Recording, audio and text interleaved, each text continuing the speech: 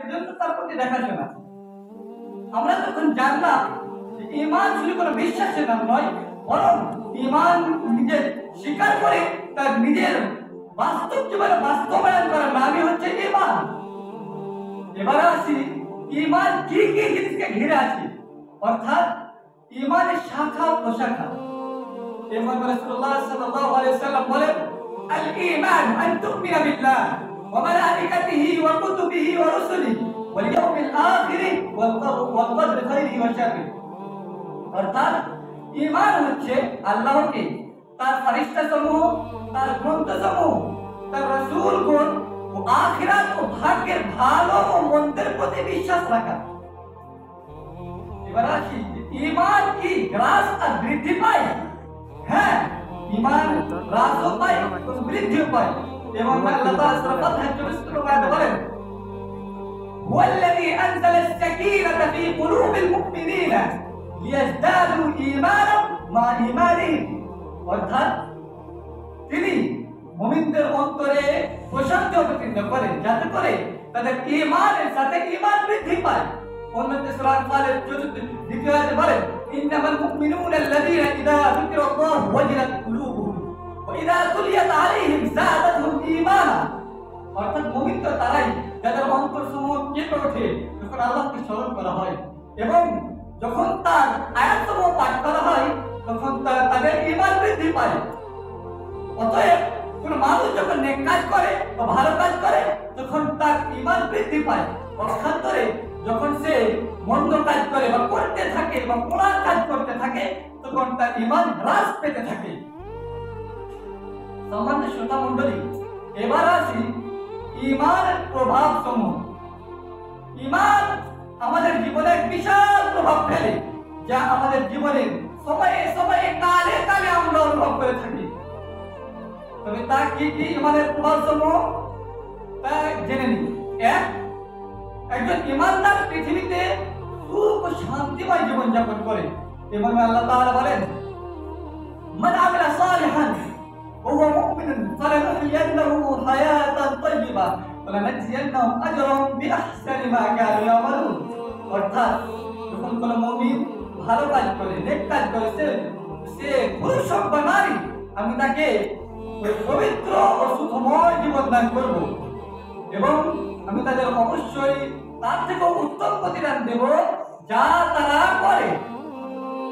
2, আল্লাহর পক্ষ থেকে হিদায়াত বৃদ্ধি পায়। এবং আল্লাহ তাআলা বলেন, ওয়ায়াজিদুল্লাহু আল্লাযীনা তাদাল হুদা। আর যারা সঠিক পথে চলে আল্লাহ তাদের হিদায়াত বৃদ্ধি করেন।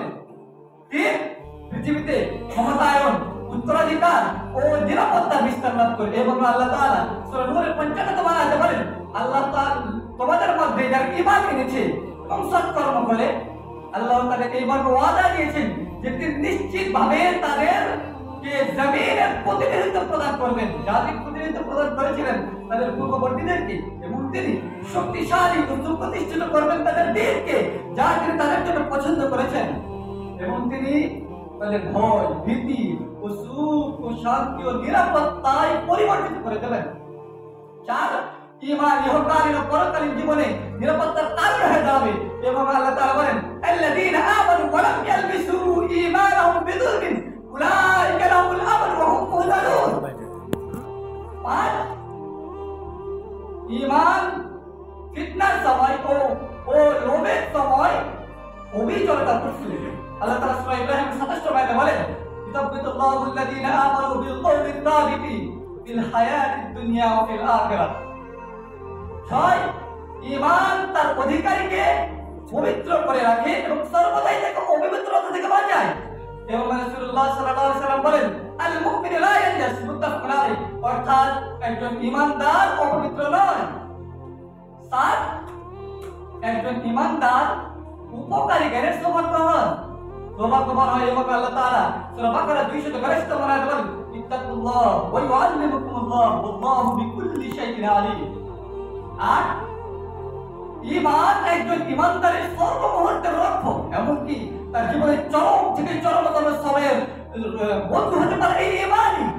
যেমন কোন মানুষ যদি কোন কোনো ব্যভিচার, কোনো চুরি, কোনো ডাকাতি, কোনো এইরকম কুকর্মের সে রওনা দেয় কুকর্মের জন্য, এবং সেই কর্ম সম্পর্কে, সেই মুহূর্ত সম্পর্কে সে নিশ্চিত যে তাকে কোনো দেশের কোনো প্রভাবশালী ব্যক্তি, দেশের কোনো পুলিশ, কোনো শাসন ক্ষমতা তাকে সেই কাজ থেকে বাধা দিতে পারবে না। সেই এবং সে নিশ্চিত ঠিক সেই সময় যদি তাকে কিছু বাধা দিতে পারে, তবে সে ঈমানই বাধা দিতে পারে, যদি তার কাছে তার ঈমান থাকে। একজন শিক্ষকের কাছে সব ধরনের সুযোগ থাকে তার দায়িত্ব কর্তব্যকে ফাঁকি দেওয়ার, তবে সেই রকম জঘন্যতম কাজ সে করতে পারে, কিন্তু সেই কাজ থেকে যদি কিছু বাধা দিতে পারে তাকে সেই মুহূর্তে, তবে সে ঈমানই পারে, যদি তার কাছে সে যদি ঈমান সম্পর্কে ঈমান যদি সেই সময় তার কাছে স্মরণে আসে। সম্মানিত উপস্থিতি, সুতরাং ঈমানই হচ্ছে আমাদের ঘনিষ্ঠ বন্ধু। আসুন আমরা আমাদের জীবনে উত্তম থেকে উত্তমতর ছায়াতলে আশ্রয় দিই, যা আমাদের ইহকালীন ও পরকালীন জীবনের সফলতায় চূড়ায় পৌঁছে দিতে সাহায্য করবে। বলছি আল্লাহ তাআলাকে দোয়া করি, হে আল্লাহ আমাদেরকে ঈমানের ছায়াতলে আশ্রয় দান করো, এবং আমরা যেন ঈমানের প্রতি পূর্ণ আস্থা রেখে এবং আমাদের জীবনে তা বাস্তবায়ন করে এই ক্ষমতা তুমি দান করো। আমিন। ওয়া আখিরু দাওয়ানা আলহামদুলিল্লাহি রাব্বিল আলামিন। আসসালামু আলাইকুম ওয়া রাহমাতুল্লাহি ওয়া বারাকাতুহু।